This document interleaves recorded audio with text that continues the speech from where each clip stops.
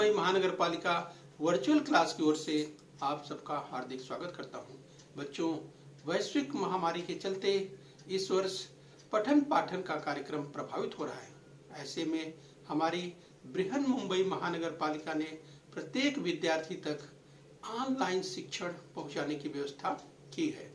तो आइए बच्चों, शुरू करते हैं।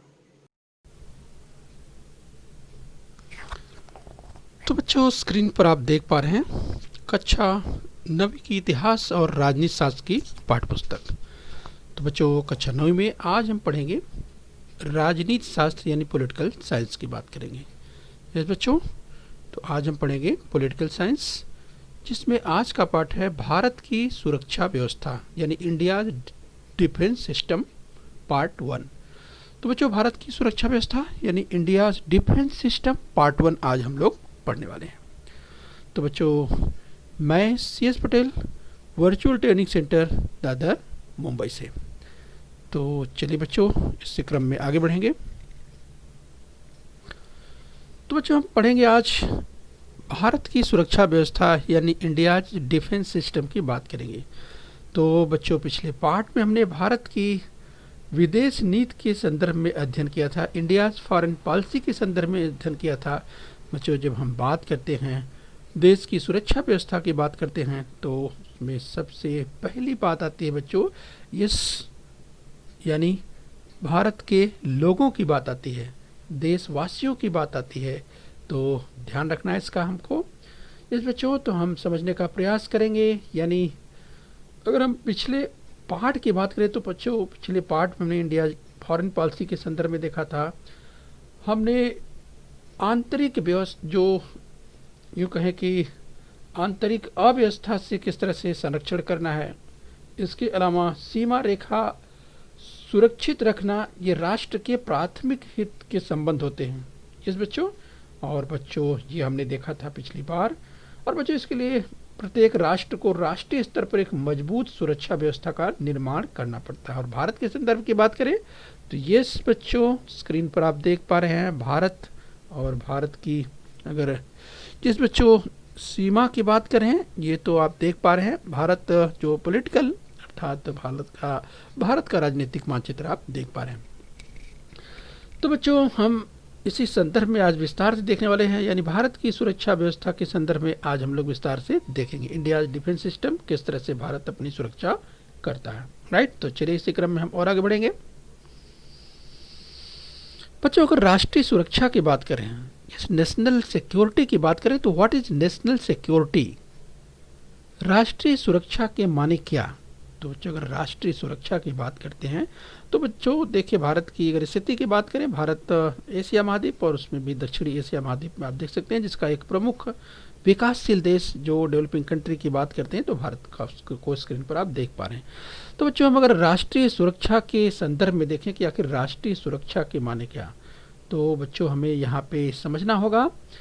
यानी हम समझेंगे कि अंतर्राष्ट्रीय अगर स्तर की बात करें बच्चों, अंतर्राष्ट्रीय व्यवस्था पर संपन्न राष्ट्रों का प्रभुत्व, यानी अगर दुनिया के तमाम देशों की बात करें बच्चों, अंतर्राष्ट्रीय व्यवस्था पर हम देखें तो ये उस पर संपन्न राष्ट्रों का प्रभुत्व दिखाई देता है। तो बच्चों, कभी कभी यानी यद्यपि ये जो संपन्न यानी प्रभुत्व संपन्न राष्ट्रों की बात करें, एक दूसरे का सहयोग करते हैं बच्चों, लेकिन कभी कभी क्या होता है, संघर्ष की स्थिति बनती है, कभी कभी सहयोग की स्थिति नहीं बनती है। और बच्चों, ऐसे में क्या होता है, ऐसे में तमाम राष्ट्रों के बीच में सीमा संबंधी विवाद भी होते हैं। और बच्चों, अगर हम यूं कहें कि इसके लिए बच्चों अगर सीमा रेखा की बात करें, इसके संदर्भ में भी विवाद होते हैं। और यूं कहें कि एक दूसरे से निरंतर ऐसे में स्पर्धा करनी पड़ती है। और बच्चों, पड़ोसी देशों की अगर बात करें, जो पड़ोसी देशों से निर्वासित जत्थों की बात करें, या तमाम ऐसे लोग जो है यूँ कहें कि बच्चों पलायन की स्थिति जब होती है जिस बच्चों, तो कभी कभी विकट स्थिति होती है। लेकिन बच्चों, अगर हम ऐसे निर्वासित लोगों की बात करें, पड़ोसी देश के जो निर्वासित देशों के जत्थे आने की अगर बात करें, तो इसके संदर्भ में बच्चों ये संघर्ष के कुछ और भी कारण हो सकते हैं। लेकिन इनके बारे में हम विस्तार से देखेंगे। तो भारतीय संविधान में इस तरह की व्यवस्था नहीं। अगर नेशनल सिक्योरिटी की बात करें, राष्ट्रीय सुरक्षा की बात करें, राइट, तो भारतीय संविधान में इसके बारे में स्पष्ट निर्देश दिया हुआ है। यानी देश की जो सुरक्षा है, नेशनल सिक्योरिटी है, वो सर्वोपरि है, सबसे ऊपर जो है देश की सुरक्षा आती है, राइट। तो बच्चों ये हमें ध्यान रखना है। तो जब कोई राष्ट्र, बच्चों कभी कभी ऐसी स्थिति होती है, हमने कहा कि जब कभी पड़ोस या सीमा संबंधी विवाद होते हैं, तो ऐसे में विचार विमर्श होता है, निराकरण के प्रयास किए जाते हैं, चर्चा भी की जाती है, लेकिन कभी कभी ऐसे प्रयत्न अधूरे हो जाते हैं, तब जो है कभी कभी युद्ध की स्थिति बन जाती है। और बच्चों ऐसे में एक राष्ट्र द्वारा दूसरे राष्ट्र पर आक्रमण करना, उस राष्ट्र की प्रभुता संपन्नता को चुनौती देना, जिसके कारण राष्ट्र की सुरक्षा का मामला उत्पन्न हो जाता है। इस बच्चों तो ऐसे में आक्रामक राष्ट्रों के सैन्य सामर्थ्य के कारण ही इस तरह की चुनौतियां निर्माण हो जाती हैं। इस बच्चों तो किसी भी परिस्थिति में राष्ट्र की सब प्रभुत्व संपन्नता और अस्तित्व की रचना करना, ये शासन का सबसे पहला कर्तव्य और इसकी जिम्मेदारी होती है। और इसके लिए जो है अपडेट रहना पड़ता है, यानी अपनी सुरक्षा व्यवस्था को चाक चौबंद बनाए रखना पड़ता है। और बच्चों यही नेशनल सिक्योरिटी है, यही राष्ट्रीय सुरक्षा के संदर्भ में हम देख सकते हैं। तो आइए बच्चों, इसी क्रम में हम राष्ट्रीय सुरक्षा के संदर्भ की जब हम बात करें, यस की अंतर्राष्ट्रीय समझौता का पालन न करना, एक दूसरे से निरंतर स्पर्धा करना और पड़ोसी देशों से निर्वासितों के जत्थे आना, ये संघर्ष के कुछ अन्य कारण हो सकते हैं, जिसकी अभी हमने चर्चा की। तो बच्चों इस प्रकार राष्ट्रों में परस्पर विरोधी हित संबंध निर्माण हो जाने पर उसके निराकरण के समझौते चर्चा के आधार पर तो लिए जाते हैं, परंतु जब ऐसे प्रयत्न अधूरे जान पड़ते हैं, तब कोई राष्ट्र युद्ध का विचार भी करता है। ऐसी स्थिति बनती है, जिसके बारे में भी हमने देखा। तो राष्ट्रीय सुरक्षा सर्वोपरि है, ये हमें ध्यान रखना है। तो बच्चों राष्ट्रीय सुरक्षा को संरक्षित करने के उपाय, यानी ways to safeguard national security, इस बच्चों इस संदर्भ में देखेंगे। राष्ट्र की सुरक्षा का संबंध भौगोलिकता के साथ होता है। इस बच्चों यानी भौगोलिक दृष्टि से अधिक निकट होने वाले राष्ट्र की ओर से राष्ट्रीय सुरक्षा को खतरा निर्माण होने की संभावना अधिक होती है। तो इस तरह से बच्चों हमारी जो सीमाएं हैं, अगर हम भारत की बात करें, यस तो देश की जो सीमाएं हैं, उन सीमाओं को सुरक्षित रखना है। इसलिए खतरे को पहले ही भांप करके जो भविष्य में खतरा हो सकता है, उसके लिए सिक्योरिटी अर्थात सुरक्षा की व्यवस्था पहले से ही बनाए रखनी पड़ती है और इसको पहचानना बहुत महत्वपूर्ण होता है। यस अधिक नज़दीक वाले राष्ट्रों से खतरे की संभावना अधिक होती है। यस बच्चों, तो इसलिए ऐसे खतरों से बिल्कुल अपने आप को बचाने के लिए राष्ट्र को सैन्य शक्ति बढ़ानी पड़ती है। आधुनिक तकनीकी ज्ञान स्वीकार करते हुए खतरे के संबंध में अनुमान लगाया जाता है और इसी आधार पर अपनी रक्षा व्यवस्था ठीक करनी पड़ती है। तो सीमा रेखा के खतरे को भापा जाता है और इसीलिए अपनी जो सुरक्षा व्यवस्था है, ये उसे अपडेट करके रखना पड़ता है। तो चलिए बच्चों, इसी संदर्भ में हम और आगे अध्ययन करेंगे। हम राष्ट्रीय सुरक्षा को संरक्षित करने के उपायों के बारे में देखेंगे बच्चों, यानी ways to safeguard national security की हम बात कर रहे हैं। तो हमने कहा कि आधुनिक सैन्य शक्ति बनाए रखना जरूरी है। इस बच्चों तो अगर हम अपडेट रहेंगे, चूँकि विश्व बदल रहा है, अगर पड़ोसी देशों की बात करें तो पड़ोसी देश भी इसके संदर्भ में अपनी जो सुरक्षा की नीतियां हैं उसको अपडेट करते रहते हैं। इसीलिए हमें भी अर्थात हमारे अपने देश को भी इस संदर्भ में विचार करना पड़ता है। इसलिए जो नेशनल सिक्योरिटी की बात करते हैं, राष्ट्रीय सुरक्षा की बात करते हैं, वह उसकी व्यवस्था सबसे सर्वोपरि होती है। जिस बच्चों राष्ट्रीय सुरक्षा के प्रति सावधानी बरतना जरूरी हो जाता है और अंतर्राष्ट्रीय शांति बनी रहे, इसके लिए अन्य राष्ट्रों का समर्थन लेना पड़ता है। जिस बच्चों तो कभी कभी ऐसी स्थिति बनती है जब कभी तनाव की स्थिति बनती है पड़ोसी देशों से, तो ऐसे में निश्चित रूप से जो अंतर्राष्ट्रीय शांति बनी रहे अर्थात विवाद न हो, ऐसे में जिस अन्य राष्ट्रों का भी समर्थन लेना पड़ता है। तो बच्चों जहाँ विश्व एक और तेज़ी से ग्लोबलाइज होता जा रहा है, अगर विश्व में तमाम धंधों की बात करें यानी उद्योगों की बात करें, यस इंडस्ट्रीज की बात करें, इसके बाद तमाम जो प्रोडक्शन है, उत्पादन है, इसके बाद यूँ कहें मार्केटिंग की बात करें, तो वर्ल्ड जो है पूरी दुनिया किस तरह से तेज़ी से ग्लोबलाइज होता चला जा रहा है। और ऐसे में बच्चों जब कभी सीमा संबंधी विवाद होते हैं, यस, तो युद्ध के मार्ग में से संघर्ष जो है या जो संघर्ष की स्थिति बनती है उसका निराकरण करना बड़ा जरूरी हो जाता है और इसके लिए राष्ट्रीय सुरक्षा के प्रति सावधानी बरतनी पड़ती है। तो चलिए बच्चों, इसी क्रम में हम और आगे बढ़ते हैं। तो बच्चों, भारत की सुरक्षा व्यवस्था की बात करें, इंडिया सिक्योरिटी सिस्टम की बात कर रहे हैं, राइट। तो भारत की सुरक्षा की व्यवस्था की अगर बात करें बच्चों, तो स्क्रीन पर कुछ चित्र आपको दिखाई दे रहे हैं, राइट। तो आप देख सकते हैं, अगर भारत की सुरक्षा व्यवस्था की बात करें बच्चों, तो भारत की सुरक्षा व्यवस्था में थल सेना, नौसेना और वायुसेना, इन तीनों सेनाओं का समावेश है। तो बच्चों जिस जहाँ पर हम बात कर रहे हैं, थल सेना की बात कर रहे हैं, नौसेना की बात कर रहे हैं और वायुसेना की बात कर रहे हैं, तीनों सेनाओं का समावेश है, यस बच्चों। और भारत की भौगोलिक सीमाओं की जो रक्षा की जिम्मेदारी है वो थल सेना पर होती है। तो सागरीय सीमाओं की जो जिम्मेदारी होती है वो नौसेना करती है। और बच्चों अगर भारत की हवाई सीमा की अगर बात करें तो आकाश के रक्षण की भी जिम्मेदारी वायुसेना की होती है। तो बच्चों हम भारत की सुरक्षा व्यवस्था, इंडिया सिक्योरिटी सिस्टम का अध्ययन हम कर रहे हैं। तो सबसे पहले हम थल सेना की बात करेंगे। तो स्क्रीन पर यस बच्चों, थल सेना का आप एक टैंक देख पा रहे हैं, राइट बच्चों। तो देखिए, जब हम बात करते हैं भौगोलिक सीमाओं की जिम्मेदारी की, तो इसमें अगर थल सेना की बात करें तो थल सेना की जो जिम्मेदारी होती है बच्चों, भौगोलिक सीमाओं की रक्षा की जिम्मेदारी थल सेना पर होती है, यस। तो थल सेना का एक टैंक जो है स्क्रीन पर आप देख पा रहे हैं, यस, भौगोलिक सीमा की रेखा की जिम्मेदारी। बच्चों हम बात करें इंडिया सिक्योरिटी सिस्टम यानी भारत की सुरक्षा व्यवस्था की बात कर रहे हैं। सागरीय सीमा की अगर बात करें, जो भारत की जो सागरीय सीमा है, इस उसको सुरक्षित रखने का जो प्रयास है, प्रहरी के रूप में जो काम करते हैं वो है भारतीय नौसेना, यानी बच्चों हम इंडियन नेवी की बात कर रहे हैं, राइट। तो आप देख सकते हैं भारत की नेवी को मजबूत कराने के लिए, मजबूत बनाने के लिए जो प्रयास है उसके लिए ज़रूरत पड़ती है, राइट बच्चों।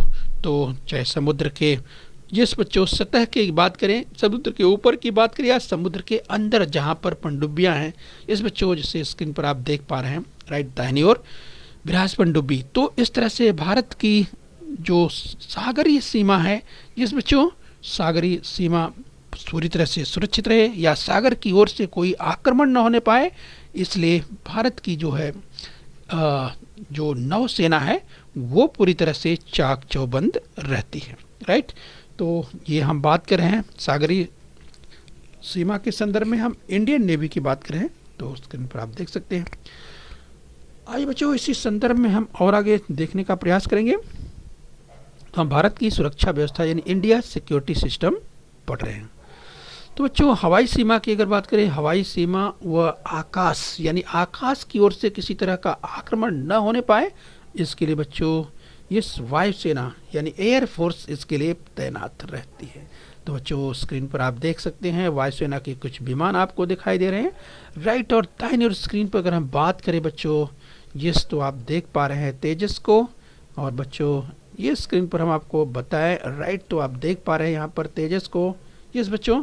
तो भारतीय अगर यस बच्चों अगर फाइटर प्लेन की बात की जाए तो यस बच्चों निश्चित रूप से बच्चों इसके बारे में अगर कहें तो बिल्कुल अचूक मार करने वाला यस फाइटर।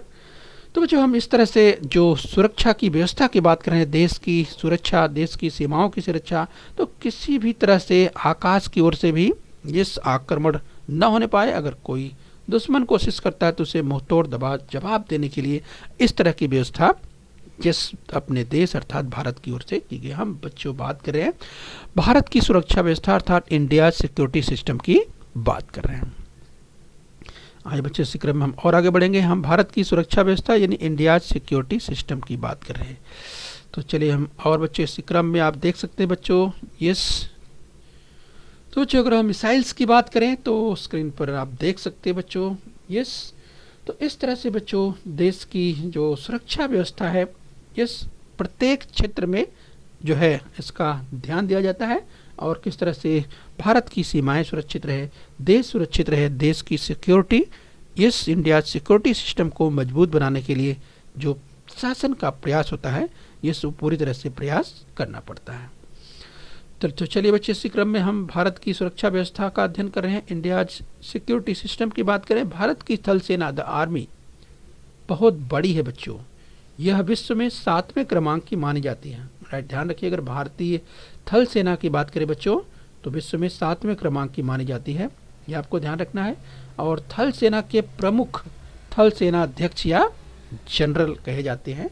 राइट, जो थल सेना का अध्यक्ष होता है बच्चों, उसे सेना अध्यक्ष या जनरल कहा जाता है। परीक्षा में पूछा जा सकता है, तो बच्चों ध्यान रखिए। तो बच्चों इस तरह से अगर हम जब बात करते हैं थल सेना की, तो कुछ उनके कारनामे आप देख सकते हैं इमेज पर। इंडियन आर्मी की बात कर रहे हैं, भारत की थल सेना की बात करें बच्चों तो स्क्रीन पर देखिए कुछ इमेज आपको दिखाई दे रही है। राइट, तो इस तरह से ध्यान रखना है, थल सेना के प्रमुख को थल सेना अध्यक्ष या जनरल कहा जाता है। राइट, तो ये ध्यान रखना है। तो चलिए बच्चों, इसी क्रम में और आगे बढ़ेंगे। हम नौसेना की बात करेंगे। यस बच्चों, इंडियन नेवी की बात करेंगे और भारतीय नेवी के प्रमुख को बच्चों एडमिरल कहा जाता है। राइट, ध्यान रखें, पूछा जा सकता है परीक्षा में। यस, तो जो नौसेना के प्रमुख हैं बच्चों, उन्हें एडमिरल कहा जाता है, ये आपको ध्यान रखना है। तो चलिए बच्चों, अगर नौसेना की बात करते हैं, भारतीय नौसेना की बात करें, तो हम आपको दिखाएं कि किस तरह से भारतीय नौसेना बिल्कुल सतर्क और एकदम यूँ कहे कि चौकन्नी रहती है। और किस तरह से, यस बच्चों, अगर सागर की ओर से देखें तो सिक्योरिटी भारत की बिल्कुल ठीक ठाक और मजबूत रहनी चाहिए। इसके लिए ये जिम्मेदारी नौसेना को, इंडियन नेवी को दी गई है। राइट, तो देखिए बच्चों किस तरह से इंडियन नेवी यानी भारतीय नौसेना उसके लिए तैयार रहती है। ये स्क्रीन पर आप देख पा रहे हैं, कुछ इमेजेज हम आपको दिखा रहे हैं। यस, तो चलिए इसी क्रम में हम और आगे बढ़ लेते हैं बच्चों। इसी क्रम में हमारा देखेंगे वायुसेना की बात करें, द एयर फोर्स की बात करेंगे। तो बच्चों वायुसेना के प्रमुख को एयर चीफ मार्शल कहते हैं। यस बच्चों, पूछा जा सकता है, वायुसेना के प्रमुख को एयर चीफ मार्शल कहा जाता है। तो चलिए बच्चों, अगर हम बात कर रहे हैं वायुसेना की, राइट, तो स्क्रीन पर कुछ इमेज आप देख पा रहे हैं बच्चों। यस, कुछ प्लेन आप देख पा रहे हैं, फाइटर प्लेन देख पा रहे हैं। तो इस तरह से बच्चों वायुसेना के जो प्रमुख होते हैं उन्हें एयर चीफ मार्शल कहा जाता है, ये आपको ध्यान रखना है। और देश की सुरक्षा व्यवस्था में अगर आकाश की सुरक्षा की बात करें, राइट, उसके लिए मुस्तैदी से जो निभाने का काम करती है वो है बच्चों हमारी वायुसेना, इंडियन एयर फोर्स की बात कर रहे हैं। तो चलिए बच्चों, थल सेना अध्यक्ष, एयर चीफ मार्शल व एडमिरल की नियुक्ति राष्ट्रपति करते हैं। यस बच्चों, तो जो थल सेना अध्यक्ष, यस बच्चों, एयर चीफ मार्शल और एडमिरल यानी थल सेना, यस, और वायुसेना, और बच्चों हम बात करें इंडियन नेवी की, तो इस तरह से इनके जो प्रमुख होते हैं, यस, थल सेना अध्यक्ष, एयर चीफ मार्शल और एडमिरल, इनकी जो नियुक्ति होती है बच्चों वो यस हमारे राष्ट्रपति अर्थात भारत देश के राष्ट्रपति करते हैं। तो बच्चों वर्तमान समय में अगर राष्ट्रपति की बात करें तो स्क्रीन पर आप देख सकते हैं भारत के वर्तमान राष्ट्रपति, तो स्क्रीन पर आप देख पा रहे हैं। तो इस तरह से थल सेना अध्यक्ष, एयर चीफ मार्शल व एडमिरल की नियुक्ति राष्ट्रपति करते हैं, ये आपको ध्यान रखना है, पूछा जा सकता है। तो चलिए बच्चों, इसी क्रम में और आगे बढ़ेंगे। भारत के राष्ट्रपति सभी रक्षा दलों के प्रमुख यानी सुप्रीम कमांडर ऑफ डिफेंस होते हैं। पूछा जा सकता है वे भी कि भारत के राष्ट्रपति, यस बच्चों, सभी रक्षा दलों के प्रमुख यानी supreme commander of the defence. Yes, ध्यान रखना है कि supreme commander of the defence कौन है, भारत के राष्ट्रपति होते हैं, ये पूछा जाता है। तो राइट, ध्यान रखिए, वर्तमान समय में भारत के राष्ट्रपति स्क्रीन पर आप देख पा रहे हैं। इस बच्चों, तो हम बात कर रहे हैं भारत के राष्ट्रपति सभी रक्षा दलों के प्रमुख अर्थात supreme commander of the defence होते हैं। चलिए ध्यान रखें। आइए इसी क्रम में और आगे बढ़ेंगे। जो हम भारत की सुरक्षा व्यवस्था का अध्ययन कर रहे हैं, इंडियाज सिक्योरिटी सिस्टम पढ़ रहे हैं। भारत की सुरक्षा व्यवस्था की जो तीनों सेनाएं अद्यतन रहें, इसके लिए उपाय योजना की जाती है।